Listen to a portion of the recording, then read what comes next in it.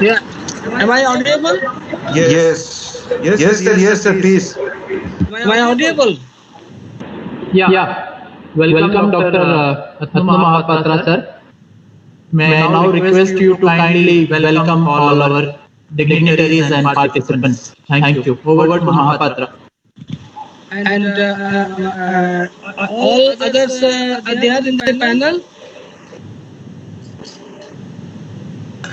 Honorable Vice Chancellor has come.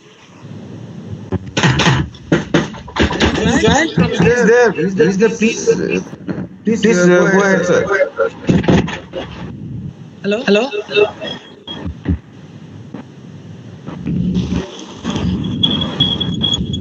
Atma sir, everybody has joined. You can go ahead, please. Right.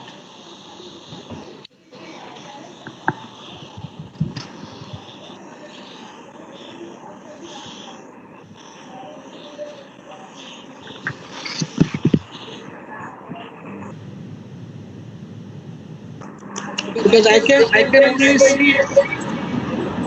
only see Professor Daniel and Vice Chancellor sir has joined. Atma sir, Vice Chancellor sir has joined. Yes. Please go ahead. Yeah. All right. So thank you so much. I hope I am audible. And a warm good morning to all of you, those who have joined in this virtual platform for this international workshop on migration and diaspora. In fact, as a Center for Diaspora Studies, just to outline briefly, since its inception in 2011, so far it has produced more than 30 MPhil dissertations and 4 PhD, and it's continuously working on various issues of migration and diaspora studies in India as well as abroad. So about the center, I think in India it is a vibrant and the largest center perhaps as far as diaspora and migration is concerned. We have a full-fledged department and the faculty members are from the varied field, starting from international relations to English literature, migration, diaspora, and also media. So the students also equally are from various fields. As far as workshop is concerned, so we did not have such kind of idea that how many applicants will receive. But we have received a huge response from across India as well as across the world. So it has covered more than 50, has responded by more than 50 countries and almost all the states and universities and institutions in India. So this shows the importance of migration and diaspora. How gradually diaspora and migration particularly is taking essential discourse.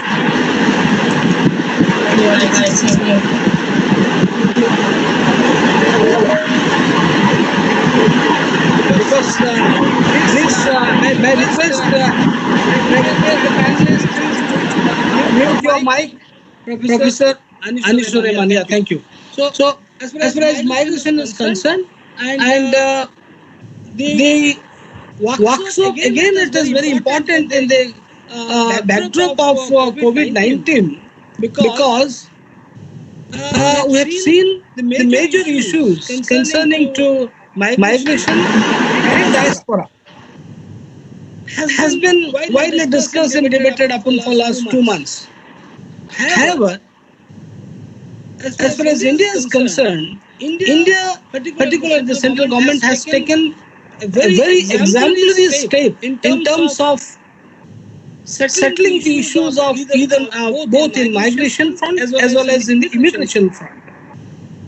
As far as immigration is concerned, immigration is concerned, we've seen how best through various policies and various programs, for instance, Vande Bharat, India has successfully rescued all its stranded citizens, immigrants, standard in various, whether it's America, Australia, Asia, even in Africa also. So that shows how India is capable of tackling its issues related to immigrants. Research and issues concerning to such are important, and students of migration and diaspora studies can also think of doing such kind of exemplary work of Government of India. Similarly, as far as migration is concerned, particularly in internal migrations, if I talk about in India, so in India also we have seen government has specific issues and specific policies, particularly in terms of migration. We have seen not only they have given all kind of support and cooperations from moving or from taking them to their native place. Indian Railway has done a tremendous job, and besides, after they got settled in different locations wherever they were originated.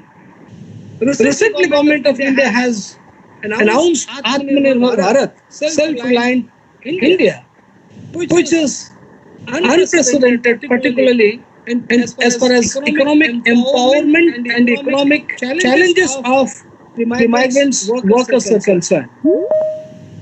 And a good number, a sizable amount of money has been earmarked both for migrant workers as well as in Manrega.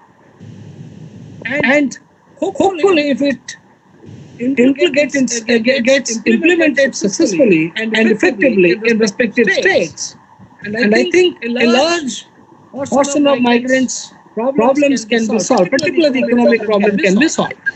Hence, I think both migration in Indian context during the COVID-19, as well as immigrants and migration in the context of international or globally or the worldwide. So research in that particular area, giving new directions, aspiration for exploring new areas, and giving academic discourse and debate, I think is very much important. Besides, as far as Indian diaspora goes, I think Indian diaspora across various continents. Recently, we had a conference in webinar in association with Jawaharlal Nehru University, and the specific was dealt on the continent of Africa. Dr. Rajneesh Kumar Gupta was our moderator, and we have seen that what are the challenges and expectations from the Indian diaspora there. What do they expect from there, from the homeland, and what do they expect from the homeland? But to note it, I can assure you what I have seen in the last 2 to 3 months. The Indian diaspora's contribution in various parts of the world is enormous. There are many examples, many videos, many things, many news stories have come up, which for all of us, it feels proud for all of us that our people, the Indian diaspora particularly, staying and settling abroad, has contributed enormously, whether it is economically or whether it is any philanthropic or any health ground. They have exceptionally doing very well. So in this context, what India can expect from those Indian diaspora community, and what they expect from us. It is also an area of research to be done, carried out in coming future. I hope so. This should be deliberated upon, and the 3 days international workshop will be a reckoner, and will eye-open, give new directions and dimensions from young scholars. Particularly, many young scholars have joined with us this program, and I think they'll get a good amount of knowledge and wisdom to go ahead with the future research activities. And I think I was formally getting delayed because I could not see some of the panelists here. So I welcome all of you in the panel, particularly our the program's chair, the inaugural session's chair, our Honorable Vice Chancellor, Professor Ramashankar Dubey, who has been continuously supporting us for the department, and he gets readily available whenever we request him for any program. And he is a scientist by nature, but he holds very good interest and command equally in social science as well. Earlier, he was also Vice Chancellor in INTU University, so we are blessed to have such kind of such a huge experienced Vice Chancellor, and I hope we will rise to the occasion. With this, I think Professor Anisur Rahman has also joined us. Thank you so much, sir, for being with us. You are a pioneer in the field of diaspora and migrations and based in Jamia Millia Islamia, and you have been continuously visiting our university physically, and your blessings and your support to the department is well noted, and you have given all kinds of supports. Besides, I could see also Professor Daniel, who has also joined, and I think as I was told by Mr. Sudauddin, the coordinator of this workshop, that a famous, a great scholar of the present contemporary world, in particular diaspora, Professor Robin Cohen, at his 70s also, and he would join with us because he would join a little late because at this point of time it's early in the morning, very early in the morning. Perhaps the sun would have not come up. So he will join with us. So I think with these words, actually before I close, because I wasn't there, so Mr. Sudauddin, have you played the Kulgit? Have you played the Kulgit? Yes. Yes, done. So about the Kulgit, I'll just mention one sentence because the Kulgit, which perhaps you would have listened before a while, because I wasn't joined by the time. And this Kulgit was written and composed by none other than our Honorable Vice Chancellor, Professor Ramashankar Dubey. And he felt that the Kulgit is essential because he hails from a very old university where such kind of traditions are there. So he thought of, so that's a need of this university, that we need to have a invocation song. And he without waiting, he started composing, and he finally gave us so much. So thank you so much. With these words, I think all the participants who joined from the foreign university, from the foreign soil, as well as the Indian from different states, and the dignitaries on the dais, I think it will be a very good brainstorming exercise. And formally, I welcome you again, and have a nice time. And I think though we are connected in virtually, but knowledge does not confine to only physical presence, proximity. Rather, through actual also it can be possible, and we have seen and we have assumed the world that it is possible because of such kind of huge response through virtually. People have joined, and people are aspiring to join more. I think this is a very good discourse and very good technology-driven society we are heading for. And within this technological-driven society, I think the research and the contribution to research and exploring the research will give a new light to it. With these words, again, I thank you and I welcome all of you, and I thank from my core of the heart to all the dignitaries here to be a part of this international workshop. Thank you so much. Thank you. Thank you, Dr. Atanu Kumar Mahapatra, for giving welcome brief introduction to the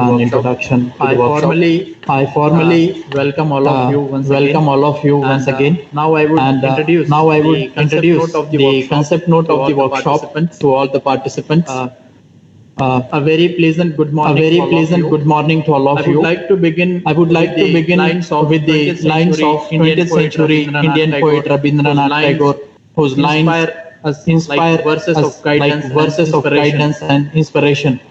Here are the lines. Where the mind is without fear, and the head is held high. Where the knowledge is free. Where the world has not been broken up into fragments by narrow domestic walls. Where words come out from the depth of truth, tireless striving stretches its arm towards perfection. Where the clear stream of reason has not lost its way into the dreary desert sand of dead habit, where the mind is led forward by therein to ever widening thoughts and actions, into that haven of freedom, my Father, let my country awake.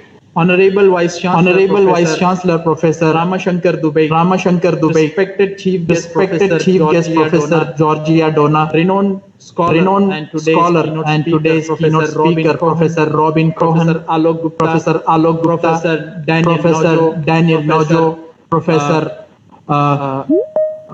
Vinod Khadria, Professor Anisur Rahman, Dr. Mahapatra, and my colleagues and distinguished scholars, delegates, dear participants. It gives me immense pleasure to welcome you all and introduce you the first international workshop on research methods and approaches to migration and diaspora studies. It is being organized by Center for Diaspora Studies in collaboration with the Center for Migration, Refugees and Belonging, University of East London, UK. I am happy to inform you that within a short period of time, we overcome many difficulties, formalities, technical difficulties, and we also managed to get wonderful renowned scholars like that you can see in our full program schedule. And we also attracted more than 2,500 applications from 1,700 national and international universities and institutions and organizations, over 70 countries in the world, from the African countries, the American countries, Middle Eastern, South Asian, Southeast Asian, East Asian, Central Asian, Australia, and Caribbean countries. Initially, we planned to accommodate only 70 young researchers to be accommodated in our as this workshop. But after seeing this huge response from different parts of the world, we had to modify our plan and accommodate 140 participants as an active participant, and also extend our platform from Microsoft Team to Facebook. And we did it only to respect the interest of the learners, and made knowledge available for everybody. Out of these 2,500 plus applications, there were 1,200 professors, associate and assistant professors, and research scholars, and there were also practitioners from big bodies like United Nations, UNHCR, IOM, UNAM, and some EU-based organizations like ICMPT. It's indeed a historical day for all of us to witness the participation of scholars like Robin Cohen, Irudya Rajan, Professor Dona, Daniel Nojo, Karim and Karim, Professor Mishra, Anisur Rahman sir, Aparna Rai Parol, Professor Bhagat, Rahul Kairolia, Elahe Hashami, Vemis, Bhattacharya, Vinod Khadria, Payman, and many other renowned personalities who have dedicated their entire life to the field of migration and diaspora. The resource person that we are invited here, I am sure you must have quoted at least once in your research time, and those fountains of knowledge are with us today throughout these 3 days. I hope you will enjoy their sessions. The idea of organizing this workshop came to me long back, but today is the dream come true, as well as many young scholars like us who were looking for such academic program. I wanted this workshop to be on diaspora because we have seen many workshops and training programs on migration. But I think this is the one of the unique programs that we try to organize workshop on diaspora along with migration. This idea also came because of we can see that there is irresistible, constantly growing interest in migration. We have seen researchers and migration, but I think this is one of the unique programs that we organize along with migration. This idea also from 100 institutes and 70 countries in the world is a live example of the growing interest. As we know that migration is an integral part of human life, and one cannot think of development without migration. you, and all of us I, are and all of us are migrants at some point to of time. study such a dynamic To study such a dynamic phenomenon systematically, scientifically, and to understand, to facilitate, to overcome unwanted obstacles in this process of migration, I thought this kind of programs are important. Migration is as old as arrival of Adam on the planet and Earth, also as new and also as new as novel coronavirus, which constantly shapes and reshapes its trajectories and dimensions. Migration diaspora plays a significant role in the shaping the development processes at the place of origin and destination. At the same time, process of migration are also affected by the socio-cultural, political, economic, national, international events and pandemics like the COVID-19 is yet novel example of shaping future of migration and diaspora. The changing process of human mobility and emerging new human condition always pose various methodological challenges for young scholars like us, mostly who are emerging from humanities and social These sciences. diverse issues of human mobility cannot be addressed studied through one disciplinary approach. Therefore, we need to have a diverse approaches and new techniques and methods to study this migration and diaspora. Therefore, we need to study this subject through interdisciplinary, multidisciplinary, and transdisciplinary perspectives. Thus, I felt this is fortunate to humanities and social these sciences. Diverse issues of human mobility cannot be addressed through one disciplinary approach. We need to have a diverse approach, techniques and new techniques and methods to study migration and diaspora. Therefore, we need to study this subject through interdisciplinary, multidisciplinary, and transdisciplinary perspectives. I felt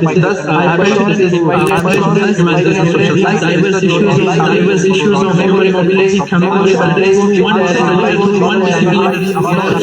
We therefore have a diverse approach, techniques and new techniques and methods to study migration and diaspora.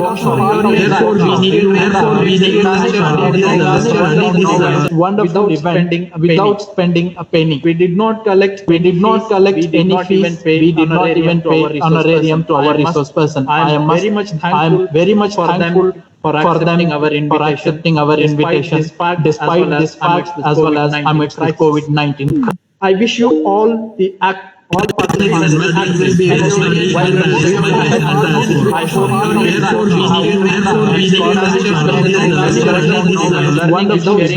without spending a penny. We did not collect any fees. We did not even pay honorarium to our resource person. I am very much thankful for accepting our invitation despite this fact as well as amidst the COVID-19. I wish you all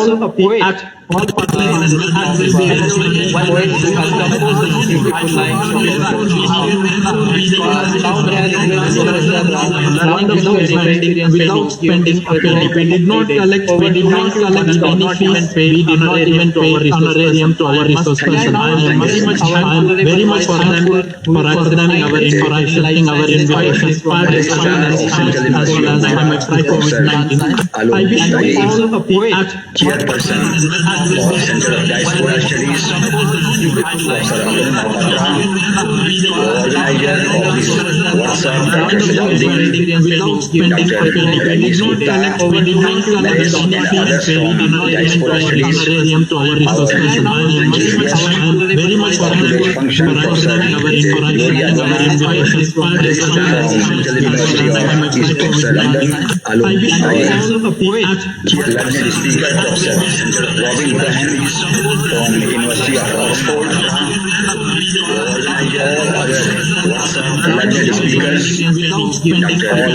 participants for this workshop, diaspora on these various parts of the world. Ladies and gentlemen, today's function on behalf of Central University of Gujarat. I extend very hearty welcome to London, all of you, to all our London speakers, all our participants. We know very well that it is the time to recognize the contributions made by the Indian diaspora who are settled in different parts of the world. As it has been pointed out by earlier speakers, that the migration which is as old as our history. If we go to our history, the Indian history, even in Indus Valley civilization of London Bronze Age, we had relations with Africa and other countries, and there were migrations. So migration is as old as human civilization, and migration has contributed many ways for the development of the destination country as well as for the development of country like India. Today we can see that in different parts of the world, the Indian diaspora, they are contributing for upliftment of India in their very migrations. So migration is as old as human civilization, and migration business has contributed in many ways and otherwise for the development of the destination country. For the last 15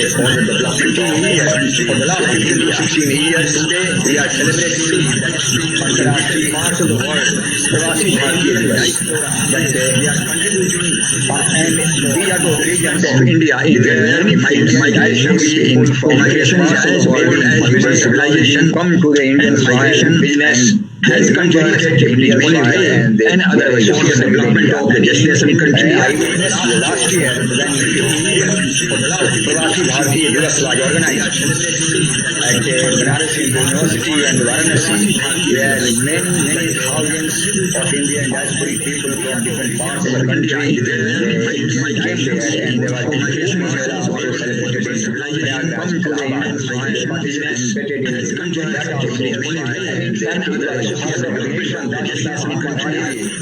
On 9th of January, who came from South Africa, India, and late Prime Minister of India, Sri Atal Bihari Vajpayee, who initiated for the first time in the year 2003 and India started celebrating Pravasi Divas, and it is celebrated almost every year. The Indian diasporic people, they are immensely contributing for economic development of India. If we just see about the earnings of the Indian diasporic people who are settled abroad, maybe NRI and or PIOs, SPIOs, taking all together, that total their earnings is nearly $250 billion a year, and they are remitting nearly $56 billion US every year to the India. So it is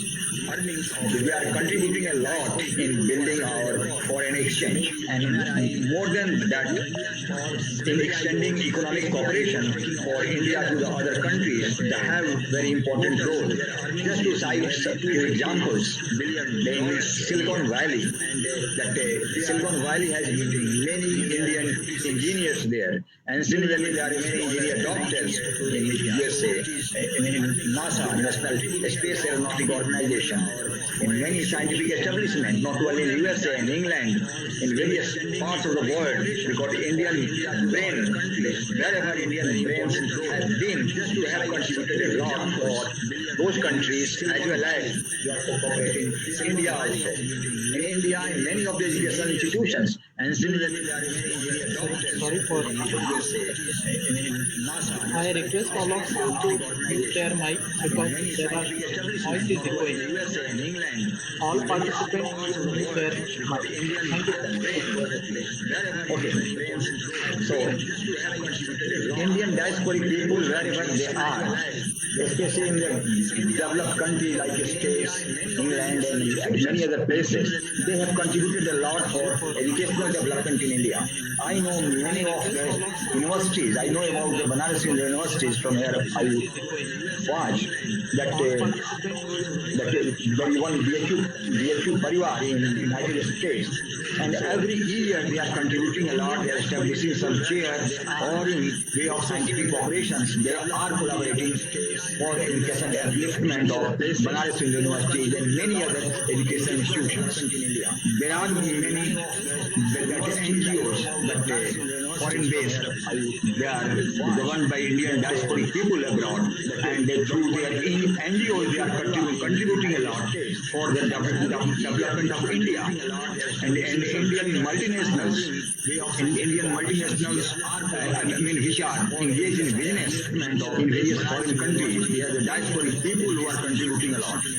And it is, since India has very rich foreign-based culture and tradition from the very beginning, from the thousands of years, wherever Indian diasporic people are there, in whichever country they are, and it is very important that they are maintaining their own ethnic group, and they are maintaining the rich Indian cultural heritage over there. So this is a matter of great pride for the Indian people that wherever they are related to India, culturally, philosophically, socially, and many other ways. And that region, that our Prime Minister, Narendra Modi ji, whenever he has visited the foreign countries, the Indian diasporic people that has greeted him like anything.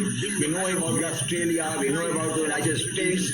When he visited Houston, more than 50,000 gatherings. The Indian diasporic people welcomed him, and the American President Trump was also there.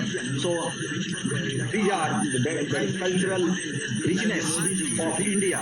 The Indian diasporic people, wherever they are maintaining their own identity, and they are well connected and well concerned about the development of Indian community. So this is a time for us to look for the various ways how we can get more and more cooperation from Indian diaspora, and to take advantage of their relations with India, because these are the Indian diasporic people who are in a true sense the ambassadors of India, who are taking abroad the culture and philosophy of India, and they are having various types of economic cooperation of India with various other countries. Now this is, of course, we are witnessing the COVID pandemic across the world, and relations with India, and wherever our Indian migrants are, maybe in the Gulf countries, maybe in the other parts of the world, messengers of India, one day what mission taking government of India has taken philosophy initiatives, and many of the flights of India economic corridor ready to India bring the various other migrant workers or educated persons or whoever is stranded abroad, missing more than 1 lakh of Indian diasporic people who are abroad, Indian migrants who are abroad, they have been brought migrants back to India. So in the future years, in this age of globalization, and India is a very strong country, is the third economically a strong country of the world, and in terms of purchasing power parity, and otherwise also lesser and strengthened GDP on that basis also is one of the emerging economy of the world. So in the future years, we have to look for more and more avenues of cooperation of Indian diaspora so that they can contribute in a much better way for economic development of India, for personal development of India, and for building good infrastructure, pharmaceuticals, other industries in India.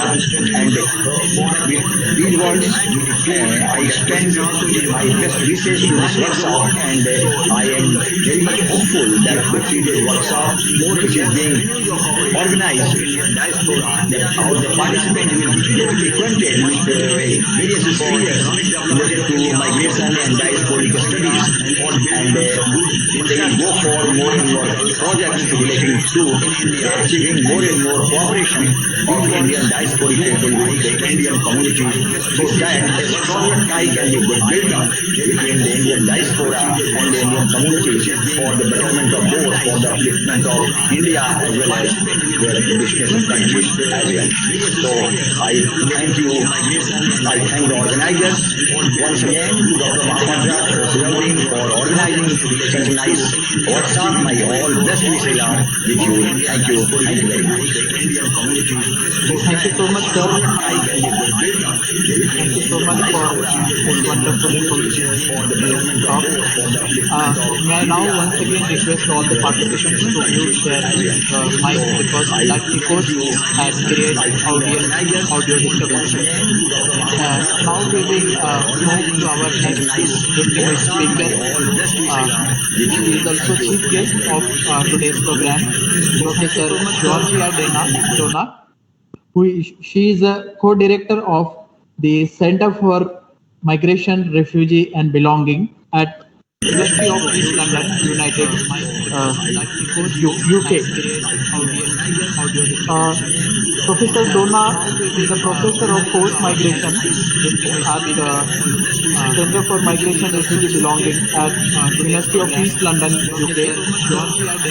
For more than 3 decades, she has worked as a co-director and practitioner the Center for Migration, Refugee and Belonging at Central America, Eastern Africa and Europe.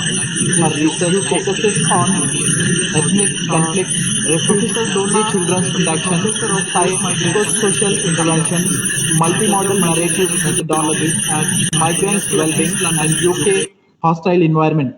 Her recent publications include The Marginalized in Genocide Narratives, Forced Migration, Current Issues and Debate, Child and Youth Migration. With this, I formally welcome Professor Georgia Dona, chief guest of this session. Over to you, Professor Georgia Dona. Thank you very much for the kind introduction and for inviting us to be partner in this collaboration. I want, on behalf of the Center for Migration, Refugees and Belonging at the University of East London, to welcome you all, the dignitaries of the Central University of Gujarat who have spoken for me, the guest invited people, the speakers, and all those participants, those in the workshop, and also those who are listening to us via Facebook. We are very pleased to be part of this collaboration and in the first kind of workshop of this kind that we are engaging in. But I find it very interesting that you're all mentioning the Indian diaspora, because at the University of East London, we have just begun a project with the Gujarati diaspora who lives in London, and it's titled Gujarati Voices. So it's a very nice kind of way of entering into this dialogue. Before I start, let me say a few words about the Center for Migration, Refugees and Belonging, which is an interdisciplinary center that fosters critical conversations among students, staff, and also practitioners and activists in our communities, both locally and globally. And we have been involved in sponsoring a report that tries to make a change in the UK called Migration, Racism and the Hostile Environment, Making the Case for Social Sciences, which was prepared for the migration group of the Academy of Social Sciences. We have a number of, as I said, local, national and international collaborations, and we very much welcome the one with the Center for Diaspora Studies at the Central University of Gujarat.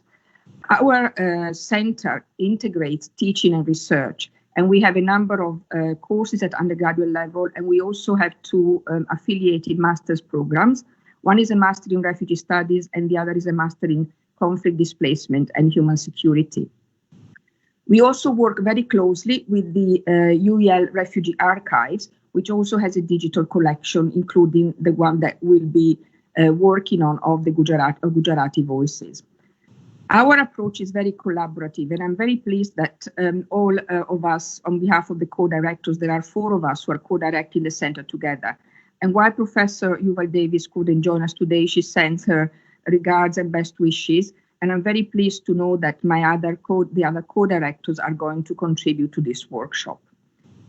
I just want to make a couple of general points to introduce the workshop on migration and diaspora studies, and why it is so relevant to have such a workshop at this particular point in time. As some of the other speakers have mentioned, we are living at an unprecedented time, at a particular historic conjuncture that is going to shape the way the world is changing, and not only the world, but also for our studies in migration and diasporas. We know that at the beginning, at least in Europe and the UK, it was said that the virus doesn't know any borders and does not discriminate. What is emerging is that in vis-a-vis migration, there are many changes in the ways in which people are able to move or not to move.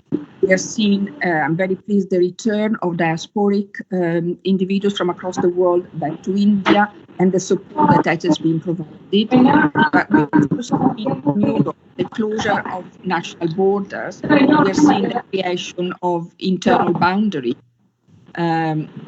And also the lockdown that has reshaped how we can move and we cannot move in this multi-directional migration that we are all experiencing or we're not experiencing. So I find it very interesting that a workshop like this can help us to think what the responses to migration at the time of the pandemic are in a way raising. And for me, one of the first important, conceptual question that we may ask is, what is the relationship between mobility and immobility at this particular point in time? Is the coronavirus pandemic enabling us to equalize our ability to move spatially and in time through, let's say, digital platforms, and creating and strengthening digital e-diasporas and creating and strengthening digital connections? Or is it going to create more inequalities? Are we seeing that mobilities are becoming a new form of inequality? So this is something for us maybe to think about at this particular point in time in relation to approaches to migration and diaspora. The second point I wanted to make about approaches is, again, related to the world and what we have seen at the present time. We know that the murder of George Floyd and the mass protests that have against police brutality that have in a way emerged across the world are connected to migration and are really connected to the legacies of histories of, in the case of the US, forced migration and slavery, but also a whole range of other kind of responses that resonate globally because of other kind of one could say post-colonial movements and histories of migration and reconfiguration of borders and settler colonialism and so on and so on. So it's quite interesting that at this particular point in time, we can think of who are diasporas, who are people who move, who are people who cannot move, and how these post-colonial histories and are shaping our studies. But what I would like to suggest is that maybe we can also move and think about decolonializing, decoloniality, because we've often hear now that there is a movement toward decolonizing the curriculum, decolonizing museums, decolonizing academia. And I think that maybe for us, we can also think, can we decolonize migration and diaspora studies so that we can decenter some of the hegemonic histories that have shaped, in a way, the disciplines, and in a way give more center, bring to the fore the marginal voices of diasporic individuals in societies across the world, and acknowledge the multiple positionalities that we are all living through at this particular point in time. The third point I want to make is that, of course, if we think of the conceptual approaches, we then move on to methodologies, which is the other important part of this workshop. And one of the interesting things, and I'm so pleased that we'll be talking about, that Professor Cohen will talk about, multidisciplinarity, because diaspora studies, migration studies, refugee studies are inherently multidisciplinary and interdisciplinary. They create these dialogues. And they are also about thinking about localities from mono-sited research to multi-sited research that follow the migrants, through networks and transnational research in diasporic studies that creates these transnational connections, also methodologically, and nowadays also digital migration.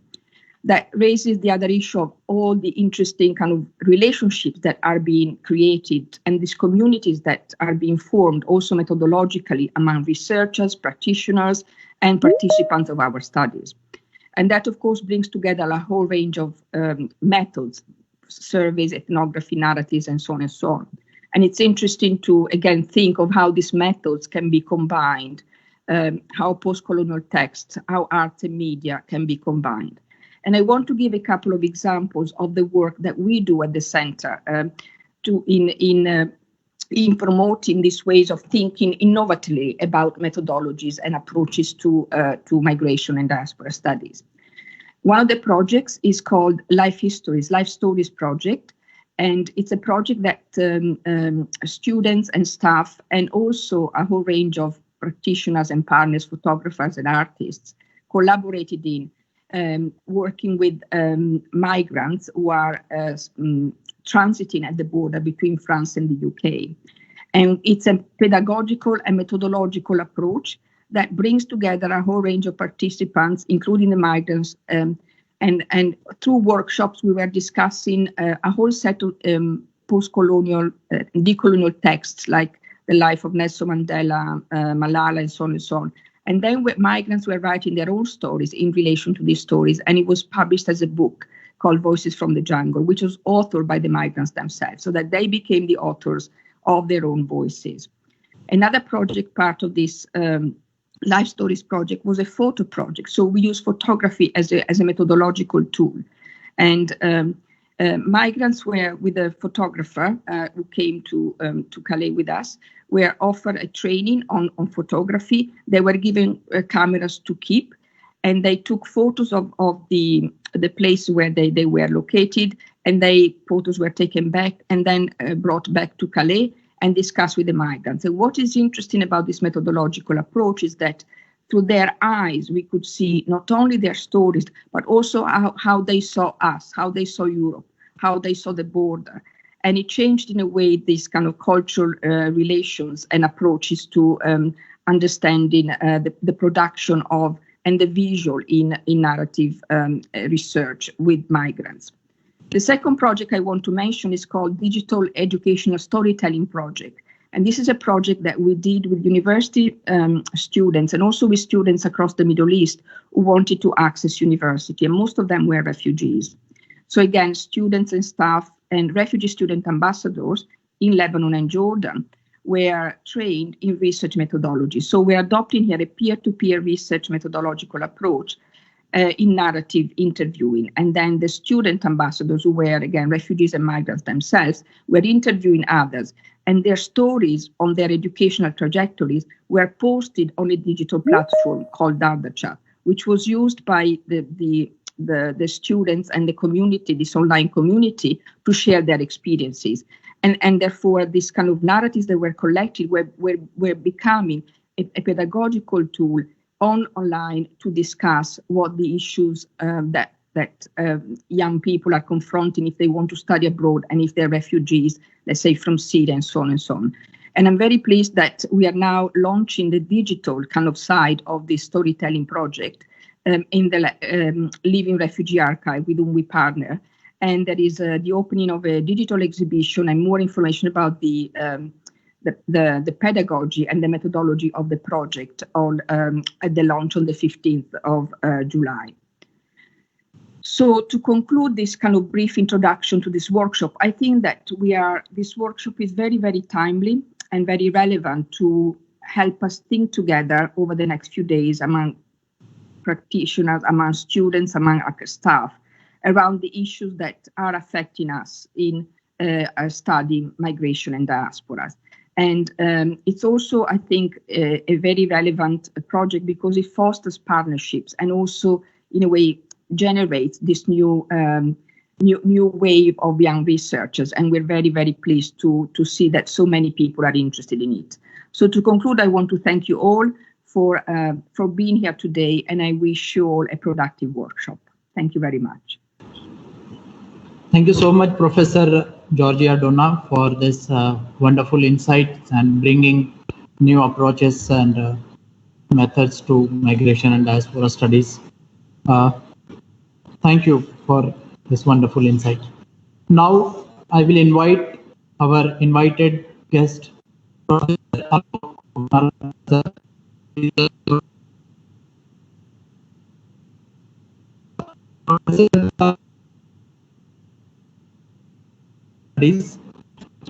and he has many publications in his account, and most importantly, he has recently received India's one of the renowned award, that is Sahitya Academy Award in 2019.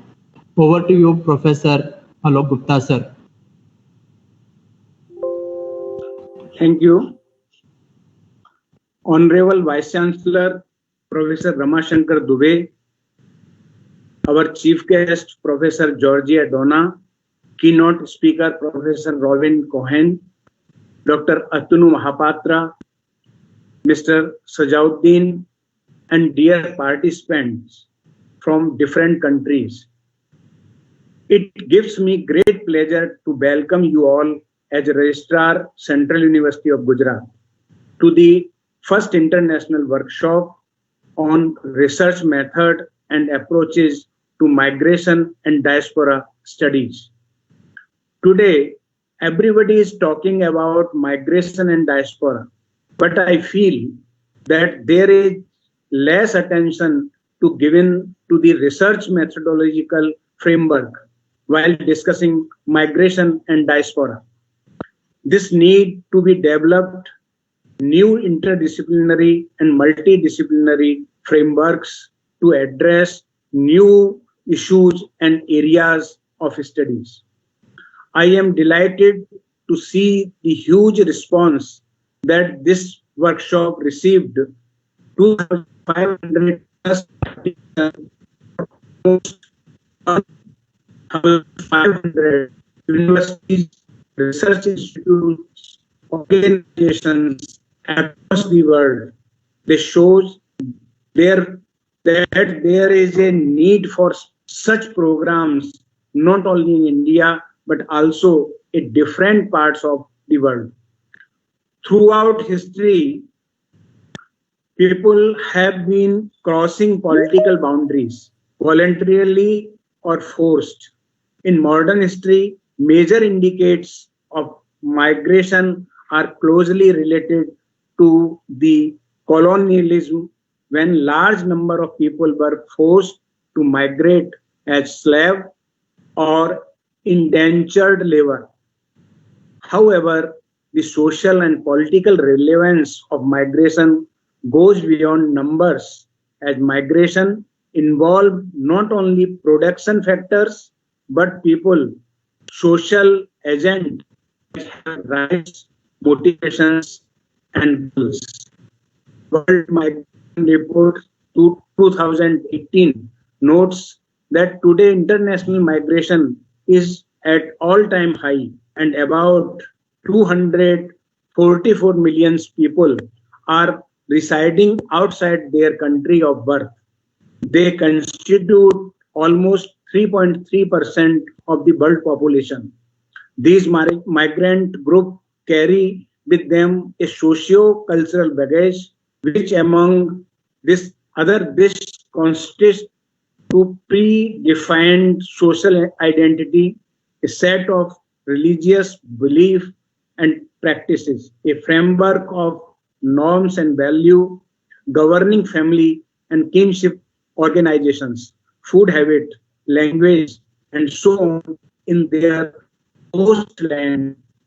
Increasing number of migrant and diaspora communities and opportunities brought by them, as well as challenges posed, have attracted considerable attention makers and academicians of our age.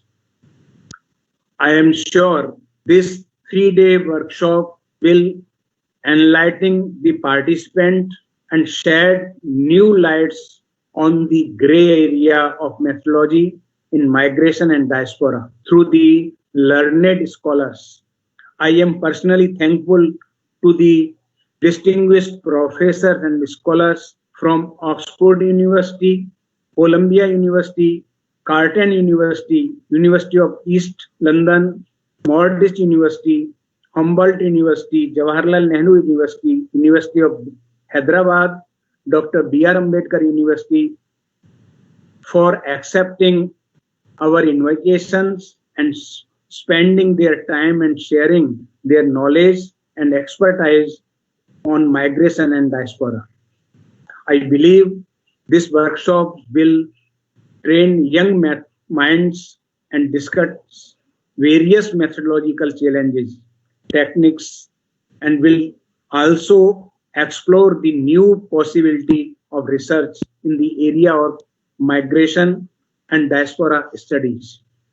I once again congratulate the Center for Diaspora Studies, the Center for Migration, Refugee and Belonging and organizing team under the convenership of Mr. Sajauddin, and wish you all great success ahead. Thank you. Thank you so much, sir, for your insightful remarks. It's really encouraging us. Now we have our next speaker, the keynote speaker of this session, Professor Robin Cohen. Thankfully, he joined with us.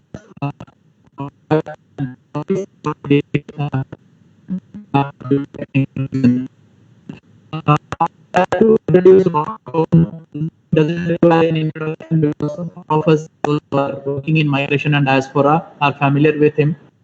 Professor Robin Cohen is a Emeritus Professor and former Director of International Migration Institute at University of Oxford. He is a Senior Research Fellow at Kellogg College, UK.